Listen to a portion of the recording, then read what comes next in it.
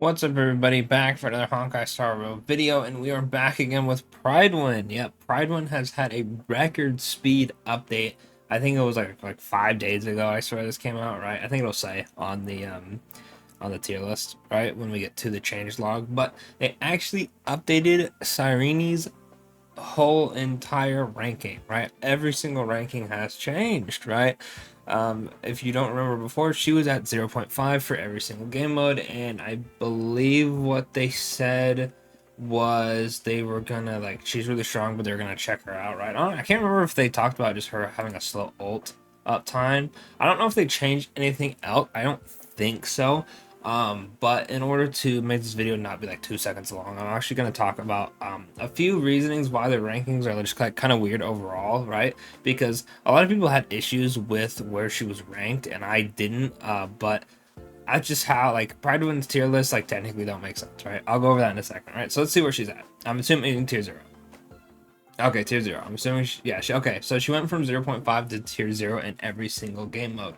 Now the reason I was okay with 0.5, right, is because when I look at a character, I look at them throughout how good they are, like, almost universally, right? Now, while she is extremely busted in Castoris Evernight teams, right, with Hyacine building up her ult does take a while to charge, so she's kind of rather restricted, even though she is a good, Crisis Air teammate.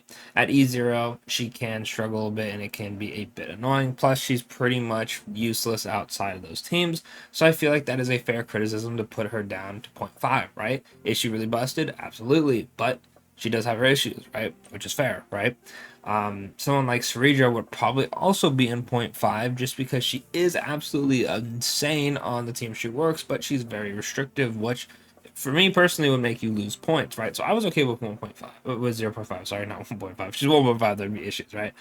So I was okay with 0.5, right? However, how Prydwen does it is they pretty much look at the character at their best, right? The reason Cyrene is tier 0 almost everywhere with Pure Fiction is because they look at it when used with Anaxa and Phanon, right? Which those teams are absolutely busted, so of course she's going to be tier 0, and they pretty much just don't care whatsoever about how she's only limited to like 2 teams, which would normally in a tier list I would feel like bump them down. It's really weird. It really comes down to, do you look at a tier list for how good a unit is individually and how much worth they bring to an account, or do you look at them team wise and who is like the best team, right? Because one of the best teams has Cyrene on it, right? Some of the best teams have Cyrene on it, right? However, I think that Triby is overall a better support than both of them because she is way more universal, right? So that's my reasoning, right? Also, it's really funny to see Sunday in tier 0 still, because I swear everyone on their mother on Twitter calls him shit, and like Brun is gonna replace him, which is insane to me. I fucking love Sunday. He's sick. All right, let's see the change log. All right, yeah, okay, it literally was 5 days. 5 days. So what did they say before? Um, her values questionable, with her performance suffer substantially without idle. Okay, so it was pretty much because of her so old. So now that more players have had a chance to play with Cyrene and we have our first round of data, we're immediately executing on Cyrene's watchlist, as her performance on the live, for the most part, is matching our early access testing we mentioned in our launch change log. While removing Cyrene now, it's not the full extent of the tier list change plan. We can expect our full and usual update in the coming days. Cyrene went from 0.5 to tier 0 in all modes. Place Cyrene considerably due to how divisive her pre-release cycle was among the community. Now that players have had a chance to play her with our first round of data, it's clear that for well-invested Crisis Air teams, she is a notable performance upgrade when built around correctly, right?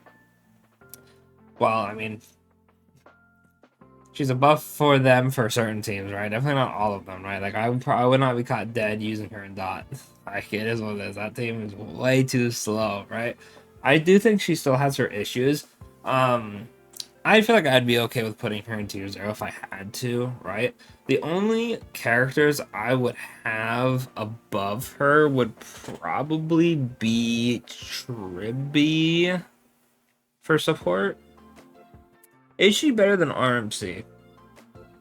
RMC is pretty good. Especially with the buffs they got.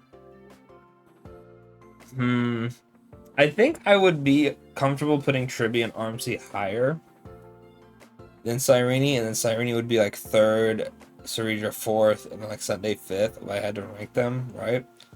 I do think Cypher deserves tier 0. High key. I might be biased as hell because I love Cypher and I use her all the time, but I do think she deserves to be up there in tier 0.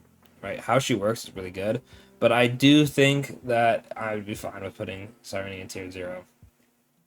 I've had to rank them. I know it's weird saying like, oh, she's like the third best support in the game, and then saying she's like 0.5, but that's just how I rate characters. If they're better universally, I think they should go up to the very top. If they're very restrictive, I think they should lose points for that, because if you don't have the certain units, they lose value, which I think does suck. Obviously, in gacha games and just games like RPGs in general, I think that it's just like a necessary evil, unfortunately, right? Which is funny because I like Dot, and Dot is super restrictive. The characters that they like only work for themselves, basically, right? Um, but characters like like Tribby, Sunday even are just infinitely more fun because you can use them with like a ton of different teams versus Ceredra, like I said, only being locked to like Phanon and Noxa, and like I guess technically you could run them with Mide and like a few others, but it's like super niche. You wouldn't really do it. It's not optimal. Just because it's just like it gets stale after a while, right? Um, Other than that, I don't really know. I think what they do was it MOC. I can't remember which one last. I know APOC just reset, right? But yeah, I don't really have any like foresight what I would rank, what I would lower on their tier list. I'm just gonna let them do that, right? Their tier list is just very different from how I would structure mine. But other than that, that's pretty much all there is to talk about. Let me know if you guys agree with this tier 0 rankings. I've seen a lot of people like overglaze her, which I think is crazy. Like, oh, she has no issues, yada yada. And I do think if you are running the Casterus Evernight Cyrene Hyacine team, I think she has no issues, is completely fine with E0 S0. If you are not running that team, I think she has some issues with getting her ult and whatnot. And she, the speed is hard to build. I think mine is 175, and then once you ult and get the speed buff from the planner set, then she's 180, and I get the buff, right? But she, the speed can be hard to get if you don't have a light cone, which is technically a knock in her score, right? I'm sorry, is what it is, right? Acheron got a knock in her score for it. You know, it is what it is. It's just how characters are, right?